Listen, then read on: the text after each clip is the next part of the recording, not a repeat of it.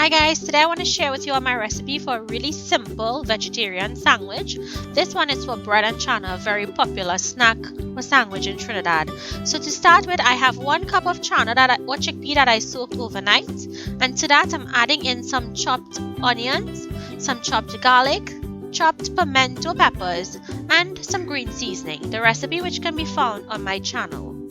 Added some baking powder and salt to taste. The baking powder is going to help this chana cook and get really nice and tender. Mix and set aside to marinate for about 15 minutes.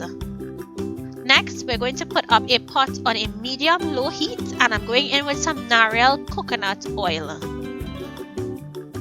Allow the oil to heat through, and then go in with 2 teaspoons of mild curry powder. This chana is going to be a light curry flavor. You don't want too much of curry in this chana. And if you've ever had it from Nick's, you'll know exactly what I'm talking about.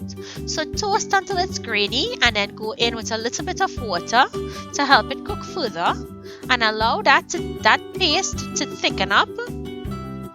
And then go in with your seasoned chana or chickpea. Toss in that curry to coat.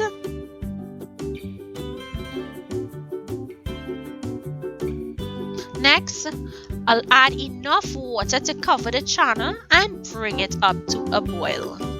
You want to allow the chana to take its time and cook. You want those grains to be very tender. The water will reduce and it will thicken.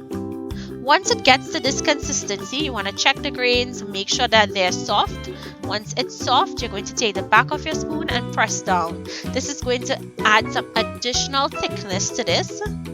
And all you have to do is taste, adjust your salt, and finish with a little bit of roasted geera powder. Just a little pinch, and it really adds that flavor that this chana needs. All you have to do now is dish this out and serve it with some hot hops bread. So guys, this is as easy as it is to make bread and chana.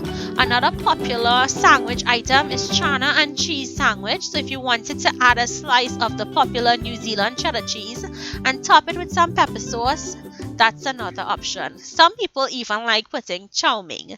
So I hope you guys enjoyed this simple recipe. Please remember to give the video a thumbs up, share it with your friends, and if you're new to my channel, I hope you subscribe. Thank you so much for watching.